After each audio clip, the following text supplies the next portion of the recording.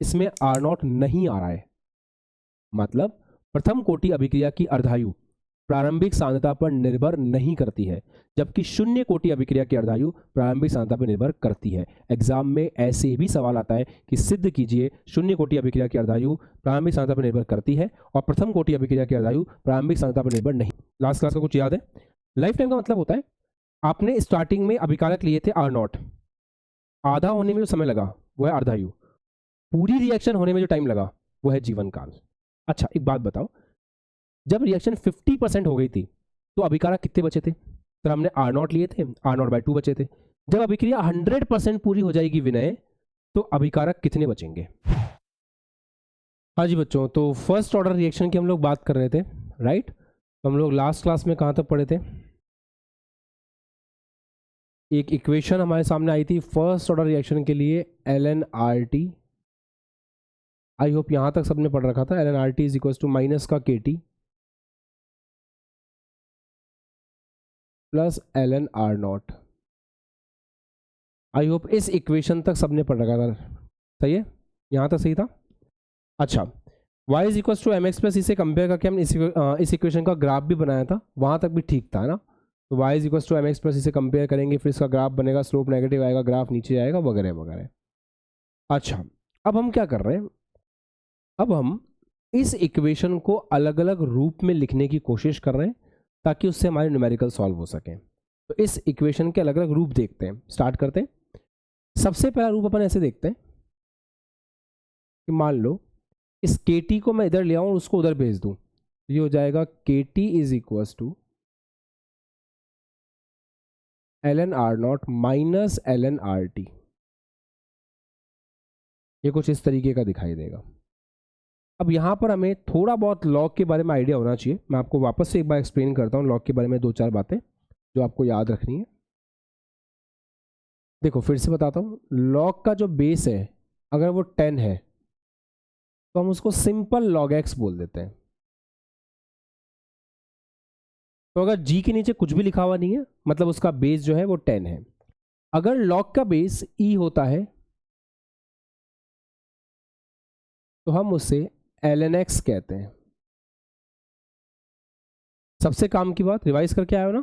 सबसे काम की बात, अगर कभी आपका मन करे कि मुझे ln x को मतलब log के बेस e को सिंपल log के बेस 10 में कन्वर्ट करना है, तो इसके लिए क्या कर रहे होते हैं? इसके लिए 2.303 से हम गुणा कर रहे होते हैं। इसके लिए हम 2.303 से गुणा करेंगे। तो ध्यान से देखें कैसे रहेगा ये। हम ऐसा कर ले। अच्छा एक चीज़ और, हाँ एक बात और, कि अगर कहीं पे ऐसा लिखा हो ln x minus ln y, तो वो हो जाता है ln x अपॉन y। ठीक है विशाल, ये log में भी वैलिड है बेटा। अगर कहीं पे ऐसे लिखा हो log x minus log y, तो ये हो जाता है log x अपॉन y। तो ये log में भी वैलिड है। ठीक, तो यहां पे आप देख पा रहे हैं क्या कि हम इसको ऐसे लिख पाएंगे ln x minus ln y। तो क्या हम इसको ऐसा लिख लेंगे ln x अपॉन y। अच्छा एक बात का जवाब दो, क्या हम इसको, ये जो ln आपको दिख रहा है, क्या इस ln को log में कन्वर्ट कर सकते हैं? मतलब ln जो है वो है log का बेस e, क्या हम इस log के बेस e को log के बेस 10 में कन्वर्ट कर सकते हैं? क्या हमें ऐसा करने के लिए 2.303 से मल्टीप्लाई करना है? तो जैसे हम इसको 2.303 से मल्टीप्लाई करेंगे, ये ln से बन जाएगा सिंपल log। अब यहाँ से आपको k लिखना हो तो आप k का फॉर्मूला लिख सकते हैं, यहाँ से आपको t लिखना हो तो आप t का फॉर्मूला लिख सकते हैं, कोई फर्क नहीं पड़ता, है ना? तो आप ऐसा कर लीजिए, यहाँ से 2 फॉर्मूले बन जाएंगे। अगर k का फॉर्मूला चाहिए तो 2.303 upon t log R0 upon RT। ये फॉर्मूला न्यूमेरिकल सॉल्व करने में सबसे ज़्यादा काम आएगा। या फिर अगर आप t के लिए लिखेंगे तो k नीचे आ जाएगा,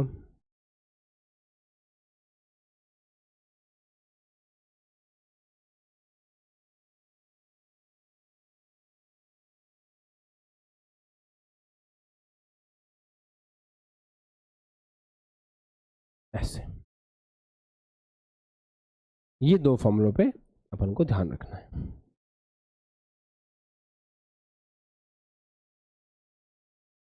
ऐसे। ये फर्स्ट ऑर्डर रिएक्शन के वो फॉर्मूले हैं जिन फॉर्मूलों से आपका सवाल बनेगा।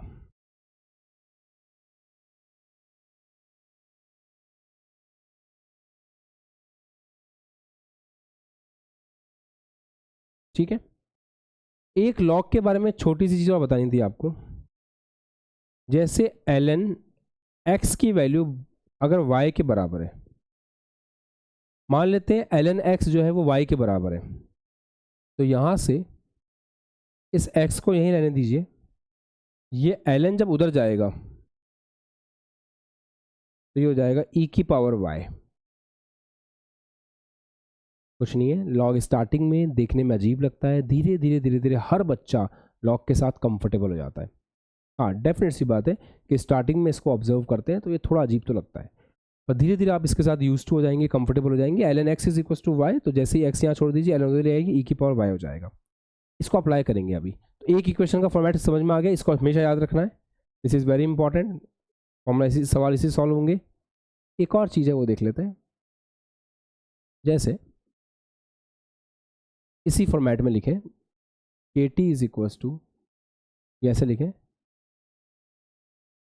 ln r naught minus ln r t is equal to k t. जैसा कि आप देख पा रहे होंगे यहाँ से अपन ऐसे लिखा है ln आर नॉट माइनस, अपन को आर टी चाहिए, इससे ही लिखते हैं यार, इसी से लिखते हैं। तो ln आर टी यहीं रहने दो, उसको उधर ले आओ, माइनस का ln r naught is equal to minus का के टी, ऐसे लिख रहे हैं। ठीक है। अच्छा, ln x minus ln y क्या होता है, कैसे लिखा समझ में आ गया ना। इस केस में अपने क्या कहता है, के टी को यहाँ लेके आए तो उसको वहाँ भेजा था, इस बार ऐसा नहीं कर रहे, इस बार ln आर नॉट को इधर लेके आ रहे हैं, तो इससे आगे बना रहे हैं। तो ln x minus ln y कितना होता है, ln x अपॉन y, तो इसको ln x अपॉन y कर लेते हैं। तो ln x upon y minus का के टी। अच्छा, ln x बराबर y, ये चीज दिख रही है, ये x है, ये पूरी चीज y है, इससे कंपेयर करो तो कैसे लिखोगे, x बराबर, x कौन है, ये रहा, तो r t upon r naught बराबर ln उधर जाएगा तो e की पावर में माइनस का के टी हो जाएगा, ऐसे। तो यहां से देखें, आर टी बराबर हो गया आर नॉट ई की power minus k T.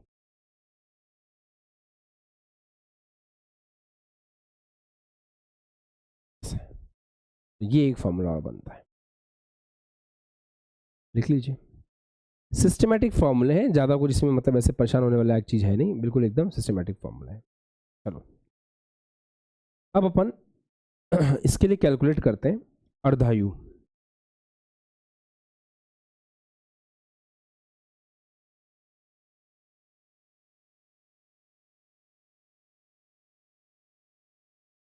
Half life calculate करते हैं।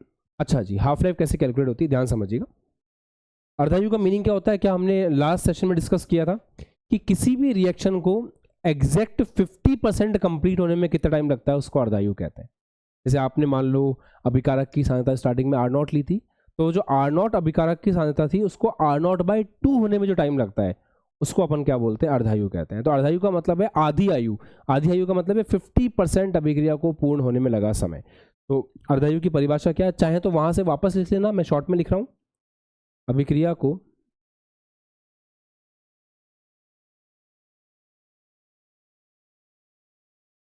पचास प्रतिशत पूर्ण होने में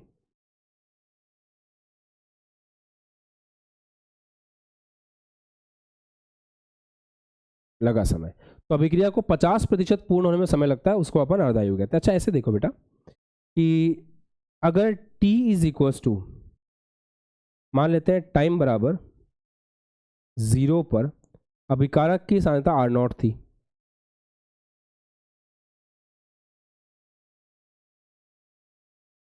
तो जब आप अर्धायु की बात कर रहे हो, मतलब जब आप टाइम बराबर टी हाफ बोल रहे हो, टी हाफ का मतलब क्या है, आप उस समय की बात कर रहे हो जब अर्धायु चल रही है। तो अर्धायु के टाइम पे क्या होगा, अर्धायु के टाइम पे अभिकारक की सांद्रता कितनी बचेगी, कितनी बचेगी सर, आर नॉट पहले थी, आर नॉट में से नाजिर 50% खत्म हो गई, 50% खत्म हो गई तो कितनी बची, 50% बची, तो आर नॉट में से कितनी बचेगी, आर नॉट बाय 2 बचेगी। तो प्रियांशु यहाँ पे हम ऐसा लिख रहे हैं कि इस समय अभिकारक की सांद्रता आर नॉट बाय 2 होगी। चलेगा, सही है। अच्छा, फॉर्मूला कौन सा है हमारे पास समय का, मैंने आपको बताया था आप निकाल सकते हैं, ये वाला फॉर्मूला है। तो इस फॉर्मूले को यूज करेंगे। तो टी हाफ, एग्जाम में आपको क्या करना है, अभी आप कॉपी में लिखोगे ना, तो कॉपी में आप इस फॉर्मूले को वापस से एक बार यहाँ पे लिख लेना, फिर आगे बढ़ना। तो टी की जगह आ जाएगा टी हाफ 2.303 अपॉन के log are naught by r t. R t क्या है, समय टी पर जो सांद्रता है, तो समय टी मतलब टी हाफ, टी हाफ पे सांद्रता कितनी है, आर नॉट बाय 2। तो यहाँ पे जो आपको आर टी दिख रहा है, उस आर टी की जगह यहाँ पे आ जाएगा बेटा आर नॉट बाय 2। अच्छा, तो थोड़ा सा इसको आगे सॉल्व करते हैं।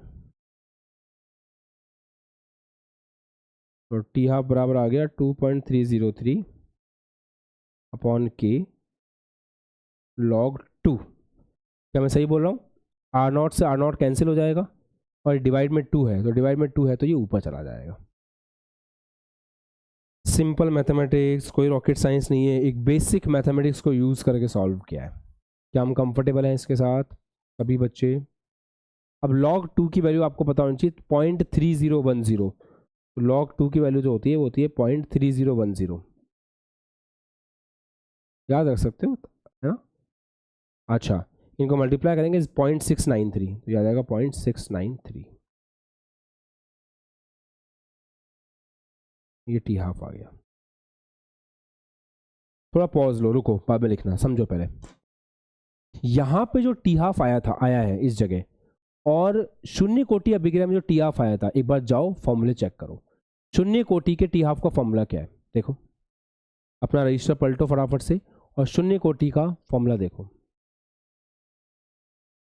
सभी, शून्य कोटि का फॉर्मूला चेक करेंगे। इसमें और उसमें डिफरेंस दिख रहा है राजन, पढ़ाई पे ध्यान दो बेटा, क्या डिफरेंस दिख रहा है, शून्य कोटि में और फर्स्ट ऑर्डर में डिफरेंस दिख रहा है, क्या डिफरेंस दिख रहा है। आप जब शून्य कोटि अभिक्रिया का अर्धायु का फॉर्मूला देख रहे होगे, तो उसमें प्रारंभिक सांद्रता आर नॉट आ रही होगी, देखो, यस, आर नॉट आ रहा है उसके अंदर। शून्य कोटि अभिक्रिया का अर्धायु का फॉर्मूला देखो, उसमें आर नॉट आ रहा है।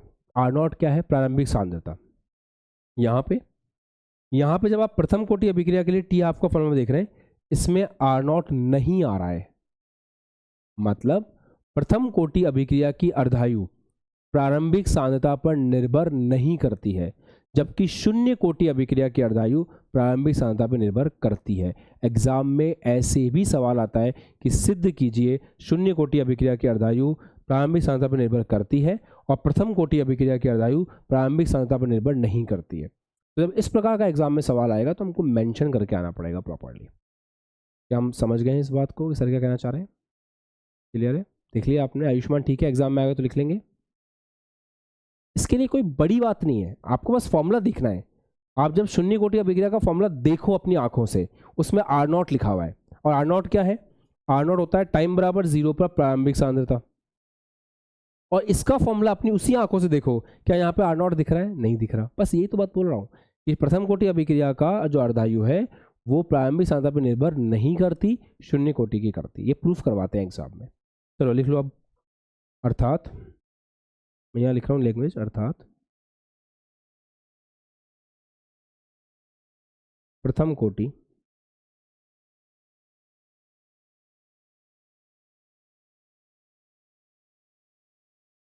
अभिक्रिया की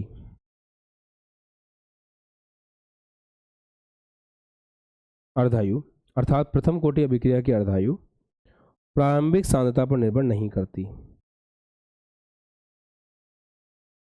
प्रारंभिक सांद्रता पर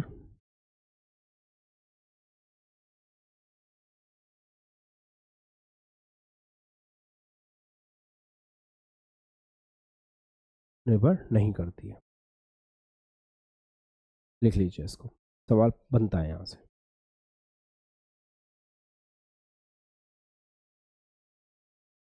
और चाहे तो ऐसे भी लिख सकते हैं। फॉर्मूला याद आ गया क्या आपको शून्य कोटि के लिए? क्या फॉर्मूला था? R0 by 2K, if you remember. शून्य कोटि के लिए R0 बाई 2K था, यहाँ लिख दूँ साइड में। n बराबर 0 के लिए, शून्य कोटि के लिए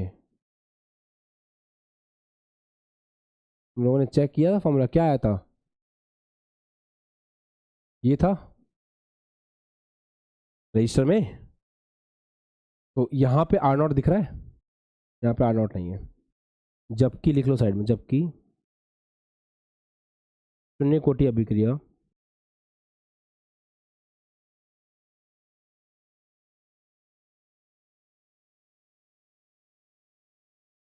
की अर्धायु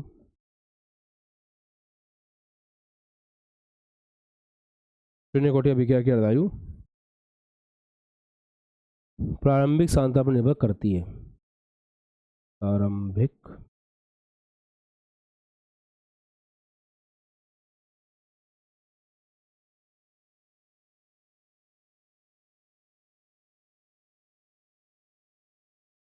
सांद्रता पर निर्भर करती है, ऐसा है।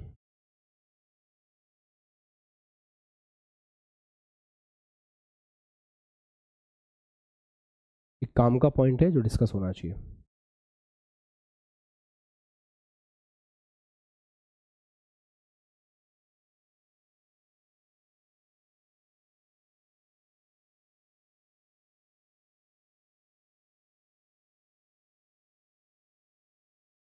विनय ठीक है?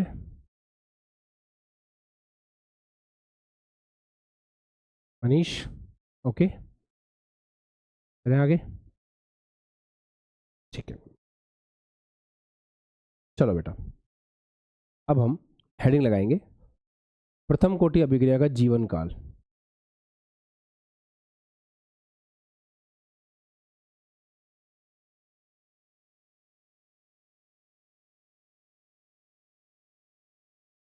प्रथम कोटि अभिक्रिया का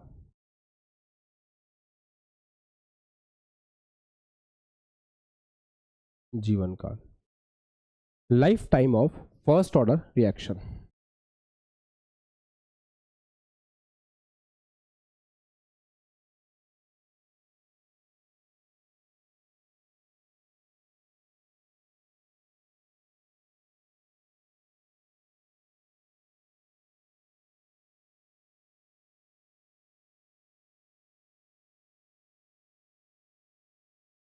अच्छा बेटा, लाइफ टाइम का मतलब क्या होता है? किसी को आइडिया है? लास्ट क्लास का कुछ याद है? लाइफ टाइम का मतलब होता है, आपने स्टार्टिंग में अभिकारक लिए थे R0, आधा होने में जो समय लगा वो है अर्धायु, पूरी रिएक्शन होने में जो टाइम लगा वो है जीवन काल। अच्छा एक बात बताओ, जब रिएक्शन 50% हो गई थी तो अभिकारक कितने बचे थे? सर हमने R0 लिए थे, R0 बाई 2 बचे थे। जब अभिक्रिया 100% पूरी हो जाएगी विनय, तो अभिकारक कितने बचेंगे? शून्य, 0। सही है, लॉजिकल है फैजान, है ना? चलो लिख लेते हैं इस बात को और फॉर्मूला अप्लाई करके देखते हैं। तो अभिक्रिया को 100% पूर्ण होने में लगा समय, ये क्या है?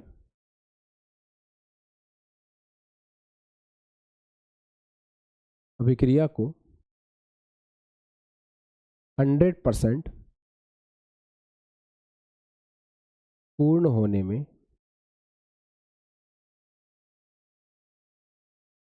लगा समय। अब आप ऐसे देखो कि अगर टाइम इज इक्वल टू 0 है तो अभिकारक की सांद्रता R0 है। अगर टाइम इज इक्वल टू, अपन टी लाइफ टाइम ले रहे हैं, ऐसे LT लिख देंगे लाइफ टाइम, तो अभिकारक की सांद्रता कितनी हो जाएगी? जैसा आपने बताया सर 0 हो जाएगी। अच्छा तो फॉर्मूला क्या है? T is equal to 2.303 by K log r not upon are t, पता है ना आपको ये फॉर्मूला है, ऐसा है, ये हमारा आर टी एक तरह से। अच्छा, तो टी की जगह जब टी लाइफ टाइम रखेंगे तो 2.303 अपॉन के log are not by zero, किसी में भी जीरो का भाग लगता है तो क्या आता है, इनफाइनाइट, लॉग इनफाइनाइट इनफाइनाइट, मतलब ये पूरी चीज़ जो है ये अनंत आ जाएगी। बेसिकली ये पूरा क्या हो जाएगा, ये वैल्यू आ जाएगी अनंत, इनफाइनाइट। मतलब इस रिएक्शन को, जो प्रथम कोटि अभिक्रिया है, इसको संपूर्ण होने में अनंत समय लगता है।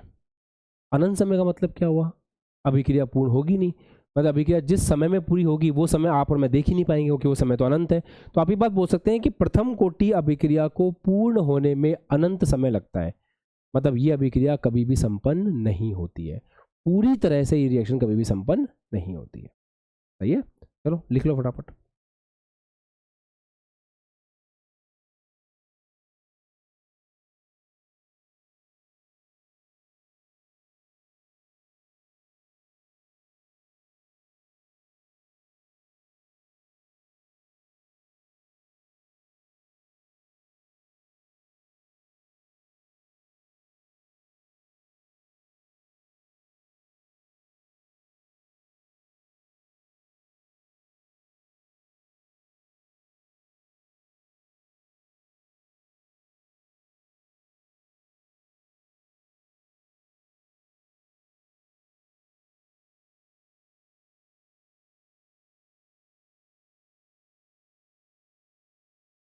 ऐसा है, चलो अब हम सवाल करें। अब हम सवाल करते हैं थोड़े बहुत, है ना, ये तो लॉजिकली बात खत्म हो गई यहाँ पे, अब हम क्वेश्चंस करते हैं। तो चलो टीआरक्यू में दे रहा हूँ, आप लोग ट्राई करेंगे। सवाल लिखिए, एक शून्य कोटि अभिक्रिया को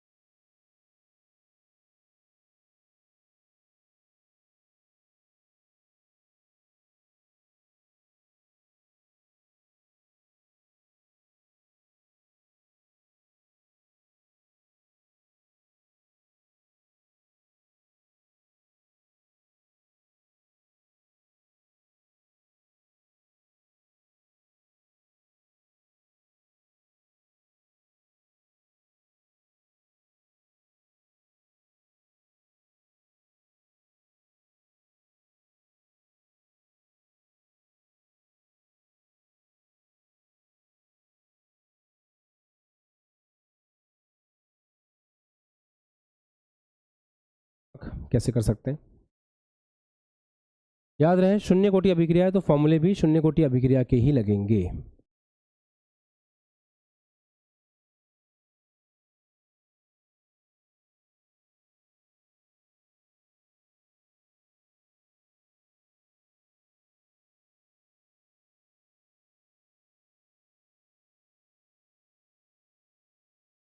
शून्य कोटि अभिक्रिया का फॉर्मूले से ही सवाल सॉल्व होगा, है ना।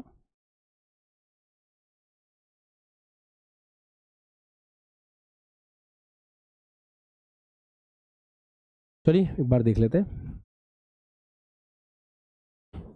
सवाल को पढ़ो अच्छे से, मतलब सिंसियरली पढ़ो सवाल को, सब हो जाएगा, कोई बड़ी बात नहीं है। देखें,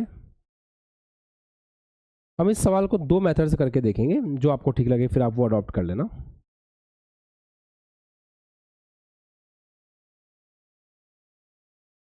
एक शून्य कोटि अभिक्रिया है, तो पहली बात तो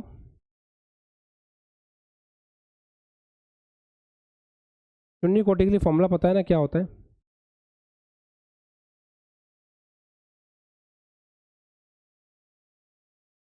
ये फॉर्मूला पता है अपन को कि शून्य कोटि अभिक्रिया के लिए r t is equal to r naught minus का के टी होता है।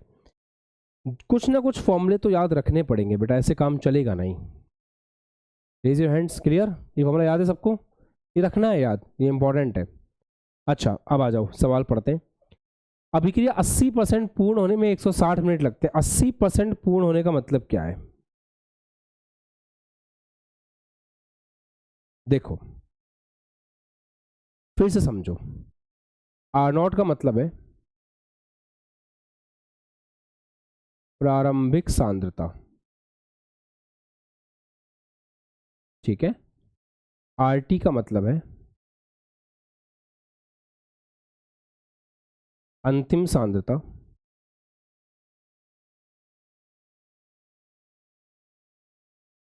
जो बची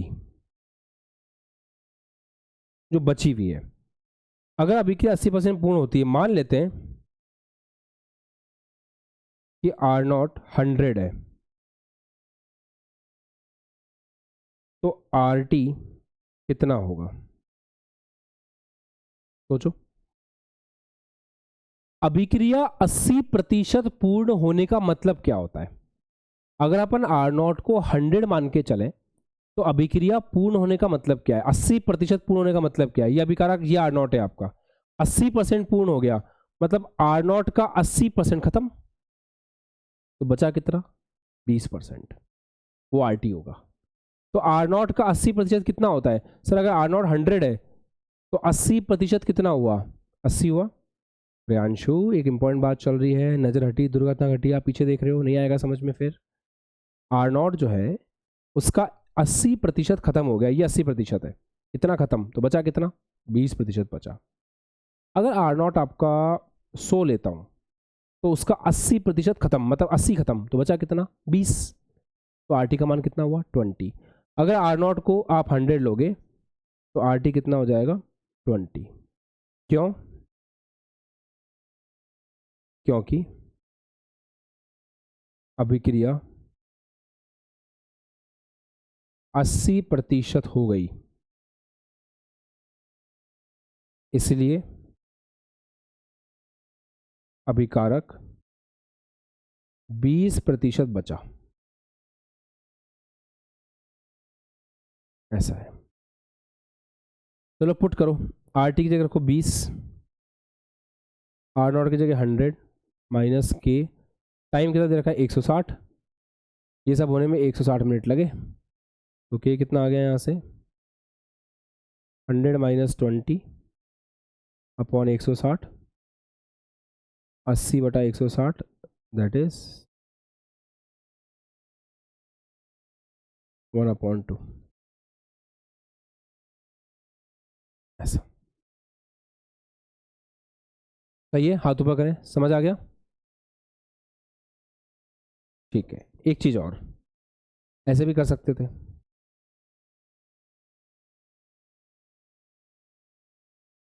माना आर नॉट 1 है तो आर टी कितना होगा? देखो आर नॉट का 80% खत्म, अर्थात अभिकारक 20% बचेगा। सही है? तो 20%, एक का 20% कितना होता है? पहले अभिकारक का मान लेते हैं आर नॉट 1 था, तो एक का 20% कितना होता है?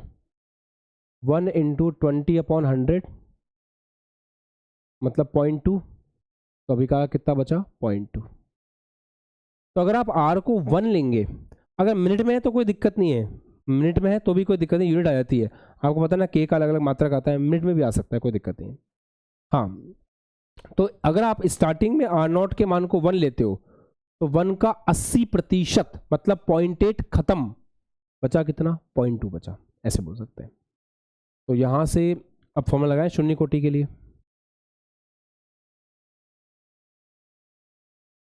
शून्य कोटि के लिए फॉर्मूला लगाएंगे तो आर टी बराबर कैसे लगेगा, ये रहा फॉर्मूला, यहाँ से लगा लो, are naught minus k T,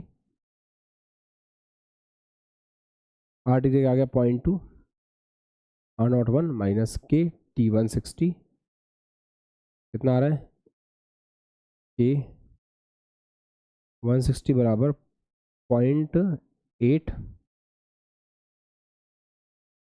1 minus 0.8,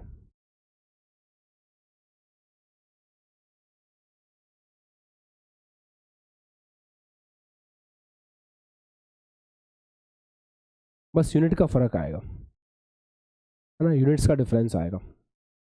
इस तरीके से करेंगे तो थोड़ा सा यूनिट का डिफरेंस रहेगा, बाकी के का वैल्यू निकल के आ जाएगा, कोई बड़ी बात नहीं, बस यूनिट्स का डिफरेंस आएगा, ऐसा है। क्लियर? क्योंकि अपन ने 100 लिया था तो 100 के रिस्पेक्ट में आएगा, अगर 1 लेंगे तो 1 के रिस्पेक्ट में आएगा, यूनिट्स का डिफरेंस आएगा, बाकी की का वैल्यू निकल करके सेम आ जाएगा, कोई दिक्कत नहीं। डन। मोटे मोटे तौर पे ये जो तरीका है इसको यूज़ नहीं करना है। क्यों नहीं करना है यूज़? क्योंकि अपन सिंपल प्रतिशत की जब बात करते हैं ना तो 100 ले लेते हैं, बात खत्म। तो 100 ले लेते हैं तो ज़्यादा बेटर रहता है। तो अगर प्रतिशत की बात कर रहे हो तो 100 लेकर के सॉल्व करोगे, 100 लेकर सॉल्व करोगे तो आराम से आंसर निकल के आ जाएगा। Got it? एक बार कैलकुलेशन मिस्टेक नहीं हुआ वो चेक कर लेते हैं।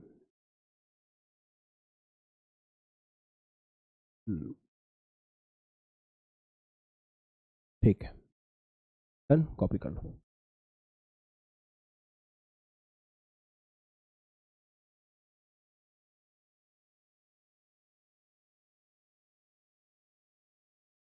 इसके बाद एक सवाल और करते हैं, जैसे सवाल करते जाएंगे आपको आइडिया होता जाएगा।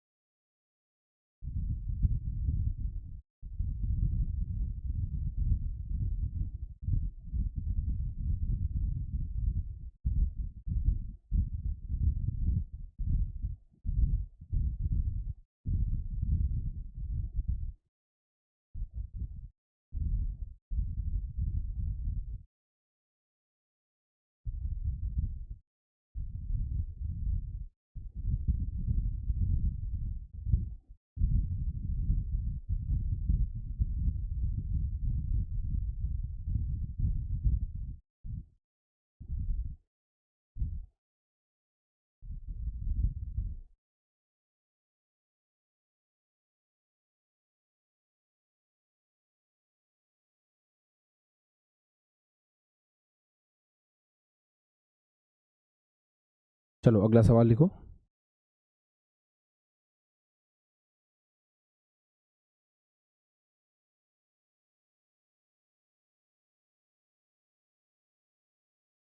लिखिए, शून्य कोटि अभिक्रिया के लिए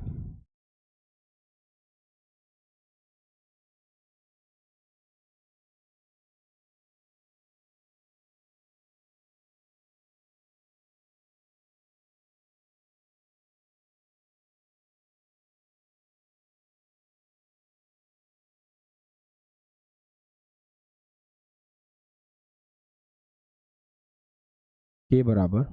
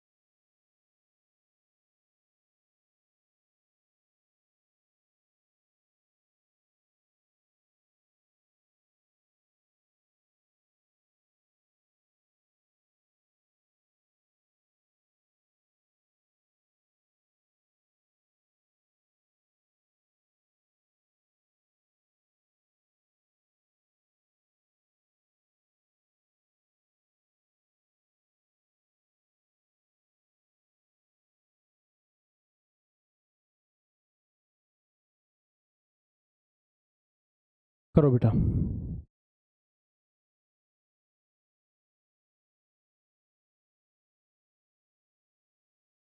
अच्छा ये वाला नोट करना है, ये नोट कर लो।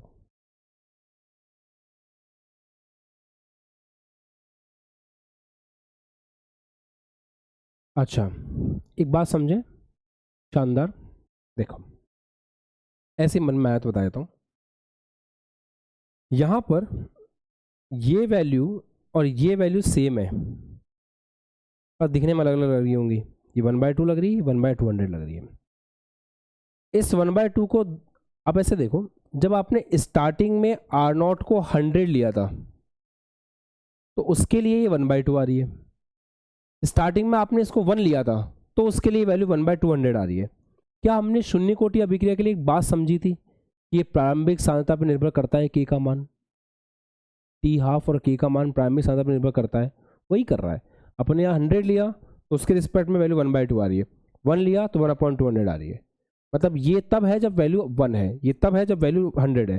तो ये शून्य कोटि अभिक्रिया में आपको ऐसा देखने को मिलेगा कि के जो है वो अभिकार पर निर्भर करेगा। हालांकि नॉर्मलाइजेशन करने की कोशिश करें दोनों सेम ही है। ये 1 के लिए 1/200 है तो 100 के लिए कितनी होगी, 100 से गुणा कर दो, ये आ जाएगा। ऐसे तो किसी बच्चे के दिमाग में अटका हुआ हो जैसा आप दिमाग में लगा सकते हो। अच्छा निपटाते हैं सवाल को। क्या है इसमें, शून्य कोटि अभिक्रिया के लिए के बराबर फलान डिम का, चलो करें। शून्य कोटि अभिक्रिया के लिए के की वैल्यू दे रखी है। ये यूनिट देख के भी हम पहचान जाते हैं कि शून्य कोटि है, अगर नहीं भी लिख के देता तो। 25 सेकंड के पश्चात समय दे रखा है 25 सेकंड। अभिकारक की सांद्रता ये हो गई तो आर टी दे दिया अपन को कितना, 0.25। आर नॉट निकालना, इससे आसान सवाल ढूंढ के ला सकते हो क्या, मिलेगा भी नहीं। तो r t is equals to r naught minus k t, तो r naught is equals to r t plus k t. R naught कितना है 0.25, के कितना है, इसका मतलब क्या है 0.03 या 3 डिवाइड बाय 100 इंटू 25 प्लस ये कितना हो जाएगा 0.75, तो ये आ गया 1.0।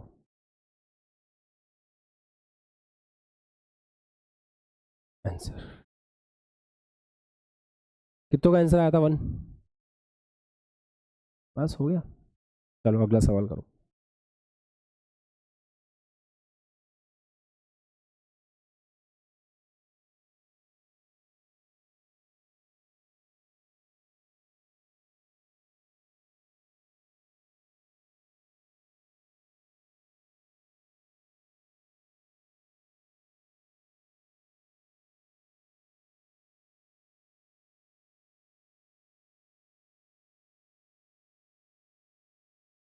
प्रथम कोटि अभिक्रिया में 50 सेकंड में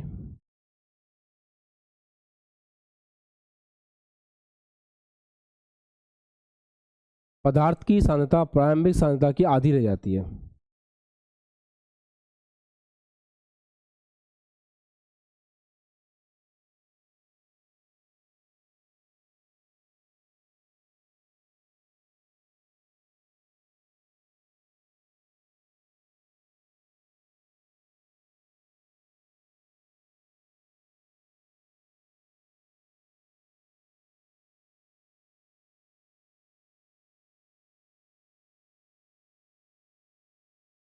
आधी रह जाती है।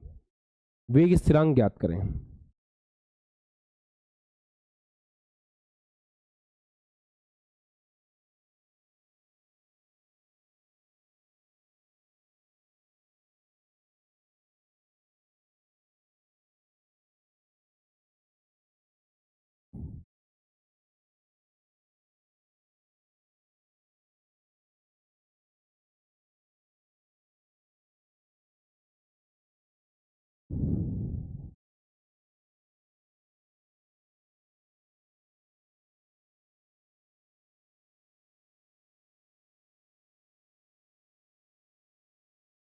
अच्छा तो वेग स्थिरांक ज्ञात करना है। ध्यान से देखें, प्रथम कोटि अभिक्रिया की बात हो रही है।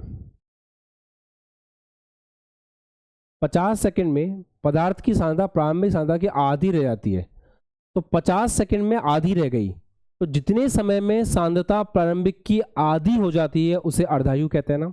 मतलब इस सवाल में आपको इनडायरेक्टली उसने अर्धायु दे रखी है।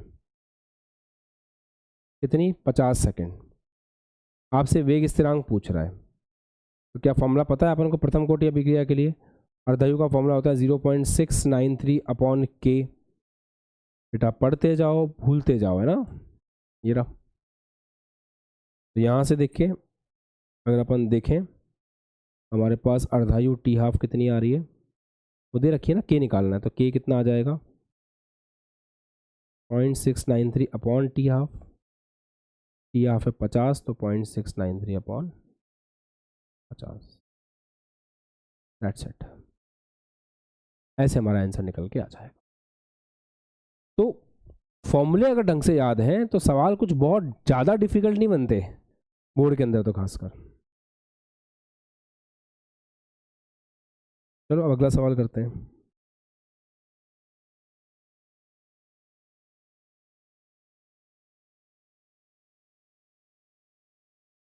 लिखिए।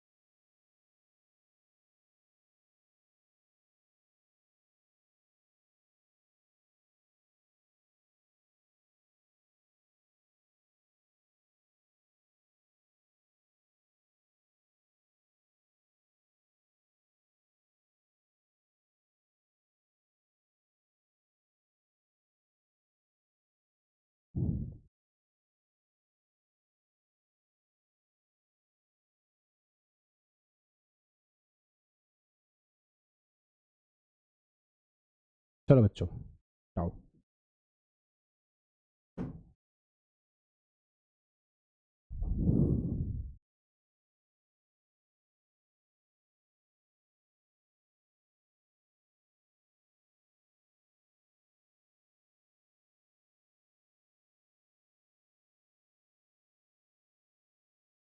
पर okay, let's have a look कैसे करेंगे। सवाल को ढंग से पढ़ना इंपॉर्टेंट होता है, सवाल तो बन जाता है। एक पदार्थ का वियोजन प्रथम कोटि की अभिक्रिया है, मतलब सवाल ने आपको दे रखा है n इज इक्वल टू 1 है। ये आपको दे रखा है 2m से प्रारंभ करके 200 मिनट तक, काफ़ी सारी जानकारी दे रखी है। तो प्रारंभिक सांद्रता देखो 2 मोलर से स्टार्ट किया है, मतलब प्रारंभिक सांद्रता है 2 मोलर। ठीक है, प्रारंभ करके 200 मिनट में a बराबर इतना हो जाता है, मतलब अंतिम सांद्रता 0.250 है। क्योंकि सवाल कह रहा है ना कि 2 मोलर से अपन ने शुरू किया और बचा कितना लास्ट में? लास्ट में बचा 0.250 मोलर, मतलब लास्ट में 250 बचा। तो ये वो है जो लास्ट में बचा, ये बचा। अच्छा, कितने समय में? 200 मिनट में। हमसे अभिक्रिया का टी हाफ पूछ रहा है और के का मान पूछ रहा है। तो देखो, हम बड़े आराम से टी हाफ निकाल सकते हैं। टी हाफ का फॉर्मूला होता है प्रथम कोटि के लिए 0.693 अपॉन के। तो अगर हमारे पास के आ जाए तो टी हाफ निकालना हमारे लिए कोई बड़ी बात नहीं है। यही बात समझ आती है कि अगर हम के निकाल लेंगे तो मयंक, अगर के निकाल लेंगे तो टी हाफ आराम से निकल जाएगा। हाँ, क्लास में ध्यान दो बेटा। अगर टी हाफ निकाल लेंगे तो के निकल जाएगा, के निकाल लेंगे तो टी हाफ निकल जाएगा, आपस में कनेक्टेड है। चलो के निकालने का काम करते हैं। ये सब इन्फॉर्मेशन आपको के लिए दे रखी है। तो के का फॉर्मूला क्या होता है याद करो, 2.303 by t log are not upon are t. Check करें,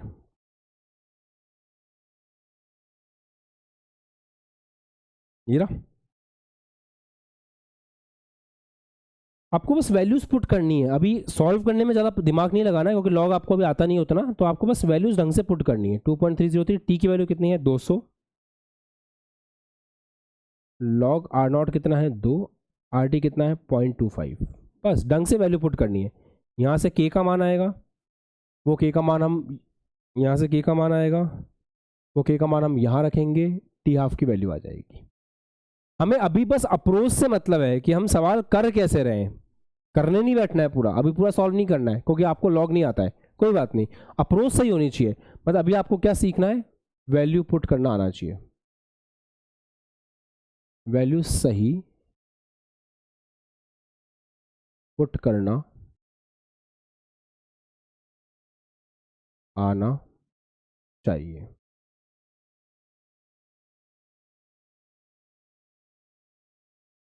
अब ये आपके लिए बहुत ज़्यादा इंपॉर्टेंट है, और किसी भी चीज़ से ये चीज़ बहुत ज़्यादा इंपॉर्टेंट है। चलो अगला सवाल करो, दे रहा हूँ मैं।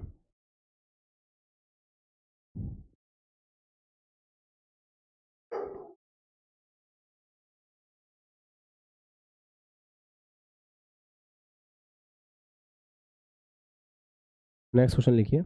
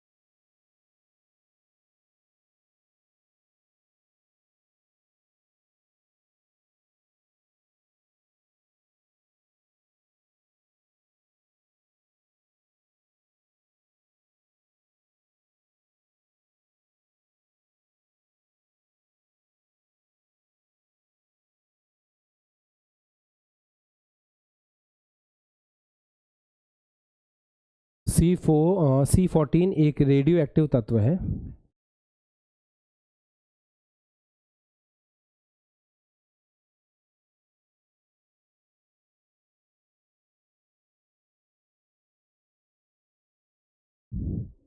जिसका अर्धायु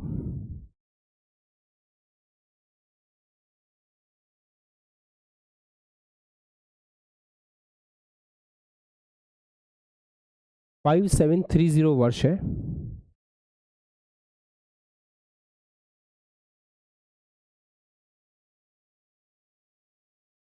पुरातत्व के एक नमूने की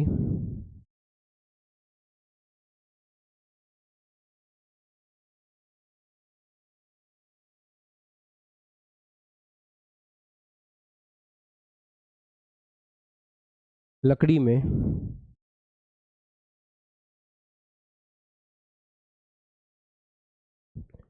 C14 की मात्रा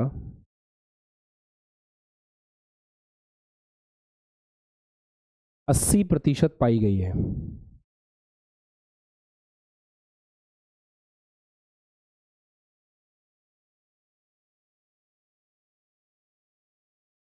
नमूने की आयु ज्ञात करें।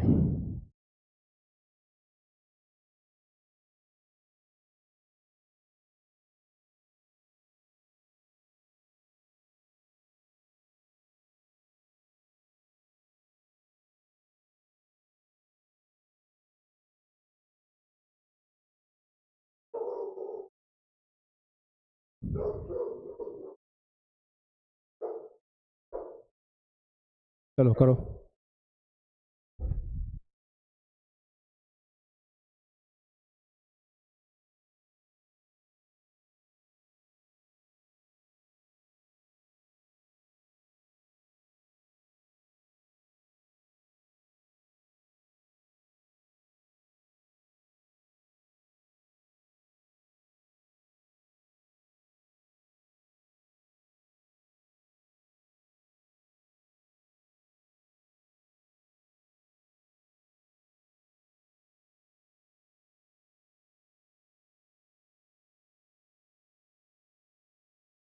अब इसमें थोड़ा हिंट चाहिए होगा ना आपको। देखो, रेडियो एक्टिव तत्व की कोई भी रिएक्शन हो, अब ये आपके लिए हिंट है, याद रखना है हमेशा। कहीं भी ऐसे कोई रेडियो एक्टिव तत्व की कोई रिएक्शन आ जाए ना, तो वो प्रथम कोटि होती है। ये दिमाग में रखना है कि रेडियो एक्टिव तत्व की रिएक्शन प्रथम कोटि होती है। अभी काफी बड़ा हिंट हो गया आपके लिए। अब आप सवाल करो।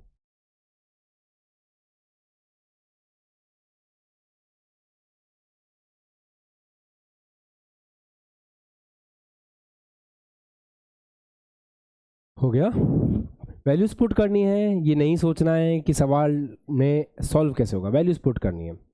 चलो अमित, देखते हैं कैसे करना है। रेडियो एक्टिव है, प्रथम कोटि अभिक्रिया, ठीक है। प्रथम कोटि अभिक्रिया की अर्धायु दे रखी है, मतलब टी हाफ दे रखा है अपन को। तो अगर अपन को बेटा प्रथम कोटि अभिक्रिया का टी हाफ देगा, तो क्या हम के निकाल सकते हैं? के क्या होता है? 0.693 अपॉन टी हाफ। तो यहाँ से 0.693 अपॉन टी हाफ 5730।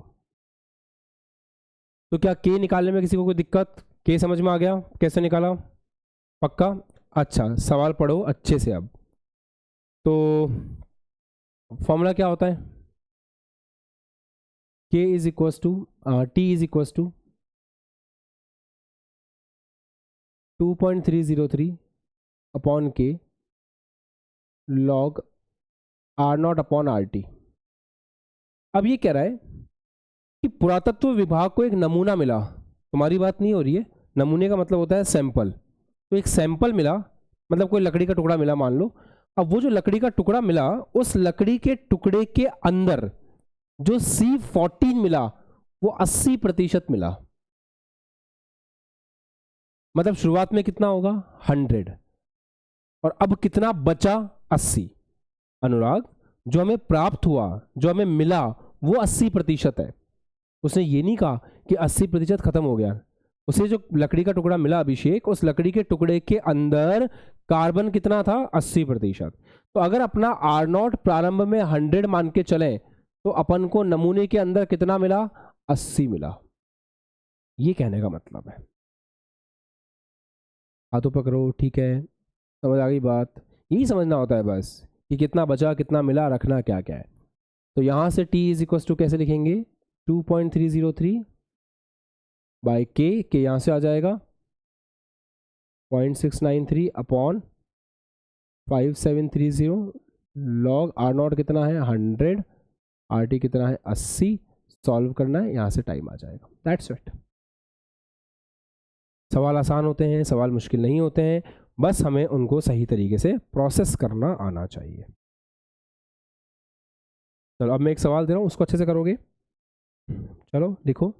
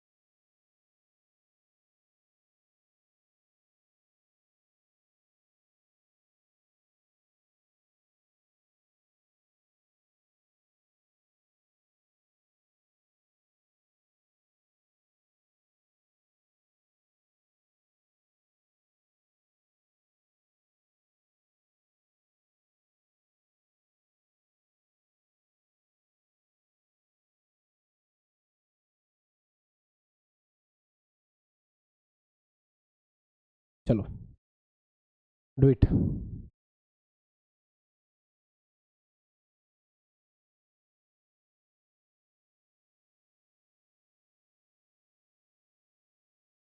लगाइए दिमाग।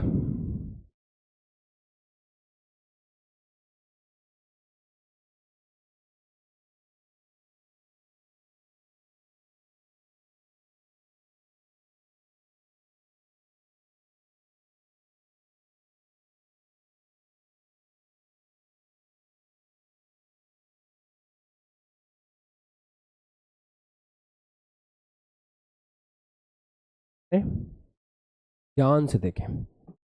एक यौगिक का ऊष्मीय विघटन प्रथम कोटि का है, ठीक है। यदि यौगिक के एक नमूने में 120 मिनट में 50% विघटन होता है, ये लाइन बहुत काम की है। वो साफ साफ बोल रहा है कि 120 मिनट में 50% विघटन होता है, मतलब 50% में जो समय लगता है वो तो टी हाफ होता है। तो सीधा सीधा सवाल ने आपको टी हाफ दे रखा है और कितना दे रखा है, 120 मिनट दे रखा है। ऐसे इंफॉर्मेशन निकालनी पड़ती है कि सवाल में क्या क्या दे रखा है। अच्छा, तो यहां से के निकल जाएगा। के कितना होता है प्रथम कोटि के लिए?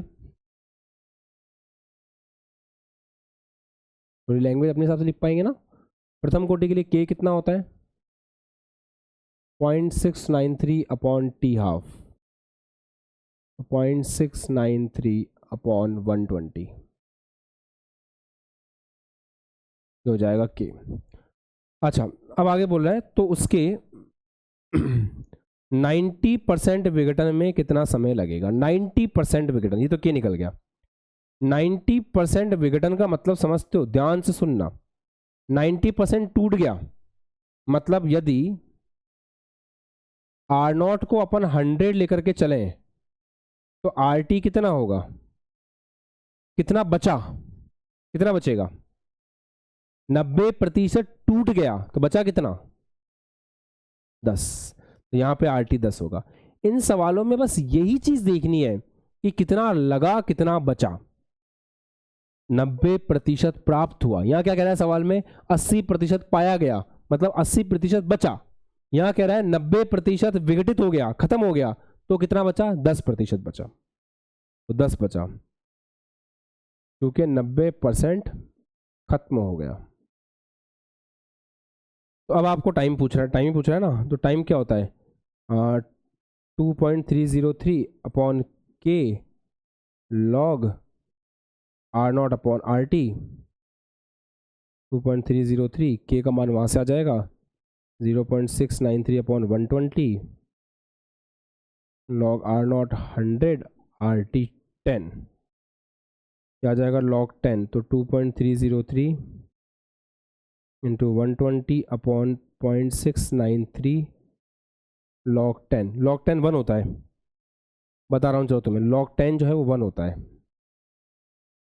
अब थोड़ा थोड़ा जान लो। लॉग 100 जो है वो 2 होता है, ऐसे। तो लॉग 10 1 हो गया, तो आंसर आ जाएगा यही 2.303 इंटू 120 अपॉन 0.693। ये आपका टाइम आ गया। दैट्स इट, हो गया सवाल। मुश्किल नहीं होता बेटा, कुछ भी मुश्किल नहीं है, बस कैसे कर रहे हैं उस पर डिपेंड करता है सब कुछ। So that's all for today. आज हम लोगों ने काफ़ी अच्छे अच्छे सवाल कर लिए, कंसेप्ट को समझ लिया। अब आपको क्या करना है, आपको प्रथम कोटि अभिक्रिया के जितने भी फॉर्मूले हैं उनको लिस्ट कर लेना है।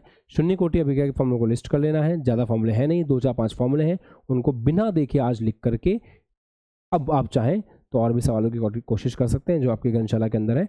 अदरवाइज धीरे धीरे हम और भी सवाल करते रहेंगे। डन। तो आपका फ्लो सही मेंटेन हो रहा है, मतलब सवाल करना है, चीज़ों को पकड़ना है कि भाई पूछ क्या रहा है। आप जैसे मान लो सवाल में कह दें अभिक्रिया के 25% समाप्त होने की बात हो रही है, तो 25% समाप्त हुआ, मतलब 100 लिया था तो 75 बचा।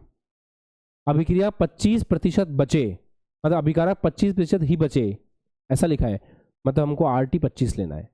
तो 25% बचा या 25% समाप्त हुआ, इसमें रात दिन का अंतर है, सवाल में ही पकड़ना होता है। क्या आज आपको न्यूमेरिकल समझ में आ गए सभी को? कोई दिक्कत तो नहीं थी?